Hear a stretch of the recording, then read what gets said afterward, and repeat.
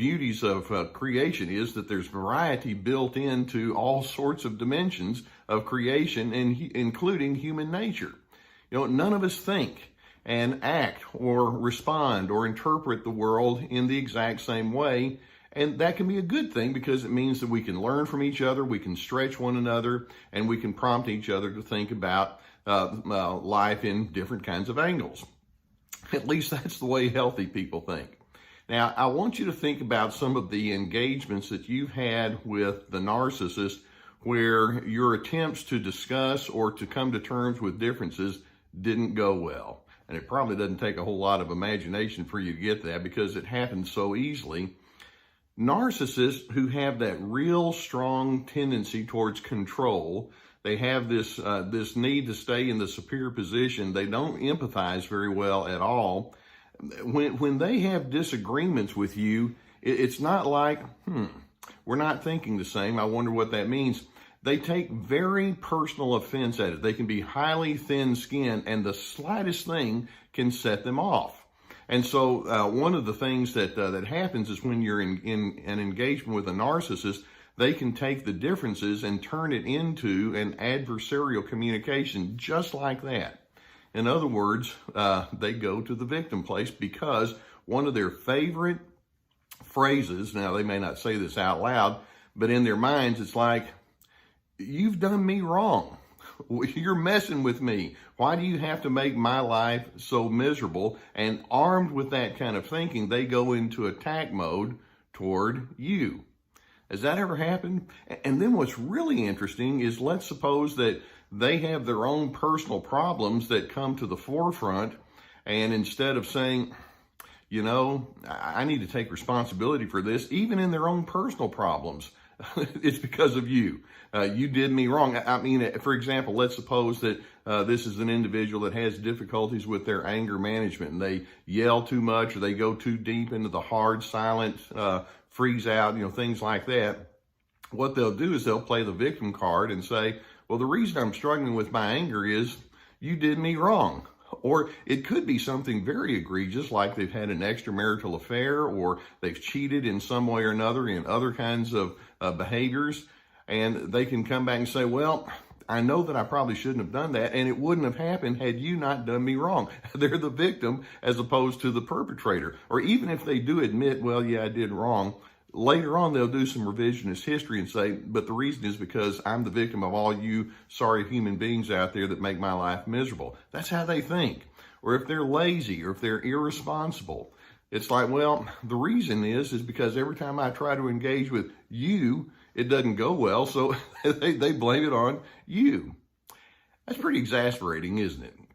Now, I want you to just think about some of the internal reactions that you can have towards them, and then let's think about how that plays right into the narcissist who has that victim's mentality.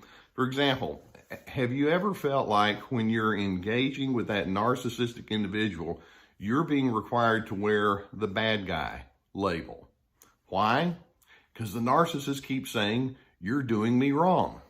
Or have you ever felt like you've had to overly justify yourself?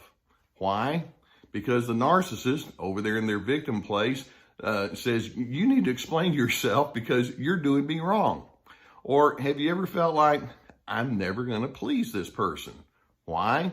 Because the narcissist says, you're constantly doing me wrong. Or have you ever felt like smooth relationships with that person just seems elusive? Why? Because you keep doing things wrong to me. That's what the narcissist thinks. Or do you ever just feel like the emotional bandwidth inside the relationship is constantly used up? Why? Because the narcissist keeps camping out on the fact that people out there do that person wrong. And there's this undertow of agitation. And I'm hoping that you can see that as the narcissist keeps coming at you with this victim's mentality, the reason there's problems inside of the relationship with you and the conflict, they just say, well, everything will be just fine and dandy if you could just get your act together. I'm hoping you can see maybe that's not your problem that you need to pick up and carry. Maybe this is just something they have on the inside of themselves. Now, there are several ingredients. Actually, I have 4 here that can underlie, and there can be a whole lot more, by the way, but that can underlie this victim's mentality that the narcissist brings to conflict. First, the narcissist tends to think in highly idealized terms. They've got this wonderful picture or notion in their minds about how life is supposed to unfold. In fact, the defining feature of narcissism is what I refer to as their alternate reality. There's this beauty, there's this wonder that life is supposed to live out towards me. And as a result of their idealism, whenever realism shows up, it's like, I can't handle this. But instead of saying, maybe I need to adjust my thinking, they go straight to that victim's mindset and they say, what is it about you people out there that are messing up my wonderful picture? You're doing me wrong. Or another primary ingredient that's exposed by this victim's mentality is their attitude of entitlement. That's another strong indicator of narcissism. It's like they're saying, you people out there owe me. And rather than thinking, each person has their own responsibility in life to make things go well, it's like, well, I'm doing things fine on my part. So if anything goes wrong, it's not because of me. It's you poor slobs out there who just don't do life right. Give me what I want. And so there's this demanding and this insistent nature then that they come at you with. And then a third underlying theme that's part of this victim's mentality, and they will never admit this, is their mood is highly dependent upon the people and circumstances in front of them. In other words, there's a real strong codependent nature.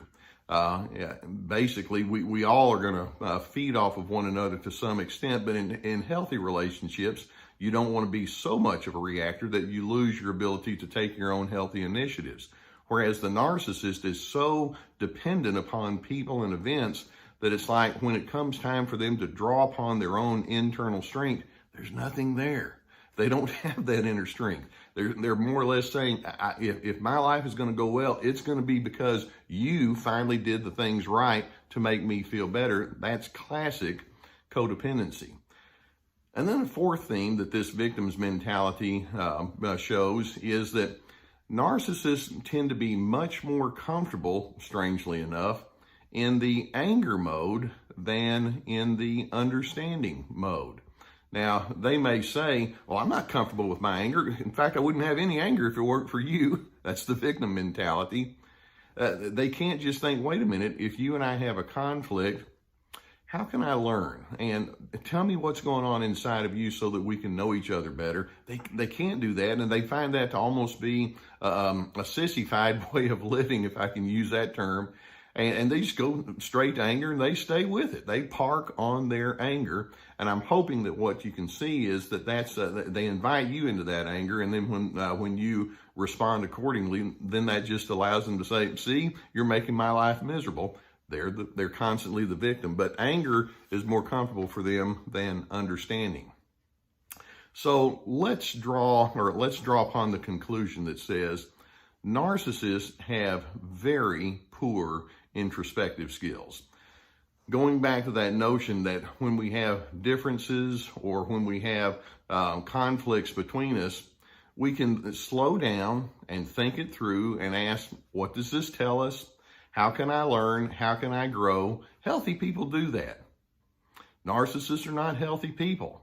And so when the narcissist plays the victim card and they try to make themselves into this woe is me kind of miserable person that is the victim of all sorts of bad things that come along in their life, don't pick up on your side of that equation. When you start going into that high justification or rationalization and arguing back and defending and all of that, you're in the game and they're just eating it up. Don't go there. Instead, be the kind of person that says, I am willing to listen and I'm willing to coordinate. But don't make it your job to think, well, now that this narcissist is feeling like the angry victim, I guess I have to do everything that I'm supposed to do to make them happy and to appease them. because that just keeps the game alive and it keeps them thinking, yeah, I'm in the superior position. Apparently you're figuring that out. Each individual is responsible for his or her own emotional well-being. That includes you, it includes me, it includes the narcissist. And so when the narcissist playing that victim card in the midst of difference just continually says, you are responsible for my well-being, like I say, know that, well, I am responsible for being a decent person, but if they can't come to terms with their own personal stability, that's not on me. That's their problem that they get to resolve. And I'm afraid the bad news is they may be stuck at that place for a long, long time.